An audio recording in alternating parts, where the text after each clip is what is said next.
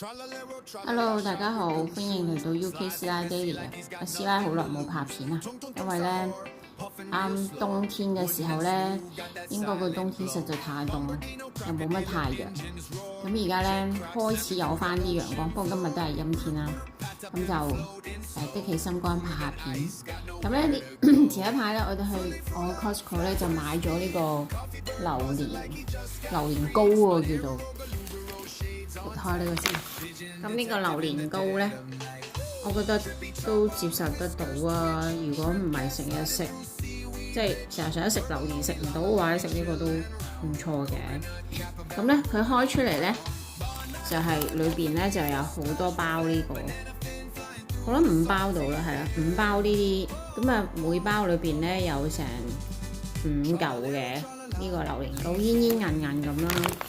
咁就有時想食榴蓮又食唔到新鮮嘅，就食下呢個都解下渴嘅。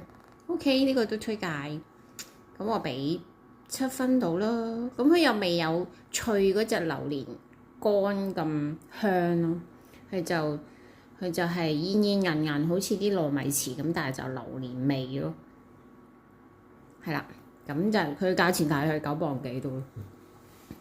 咁另外咧，我咧呢排咧就試咗呢一隻泡菜啦。咁原本佢係一大罌嗰啲1kg 嘅。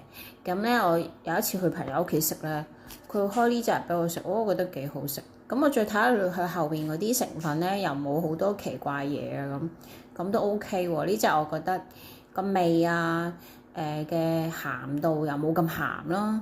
咁就有時攞嚟送飯，不過佢有偏辣咗少少對我嚟講，咁但係都幾好食，我覺得呢隻泡菜都推介下，好似唔知5-6磅咁樣，有5包到啦，我記得大概，我唔係好記得個價錢，但係呢個都食得過。好啦，咁今日嘅推介咧就到呢度，下次再推介下啲好嘢食俾大家啦。俾個 like 我，訂閱下我個頻道啊！我得閒就會拍多啲片俾大家睇噶啦。好啦，下條片見，拜拜。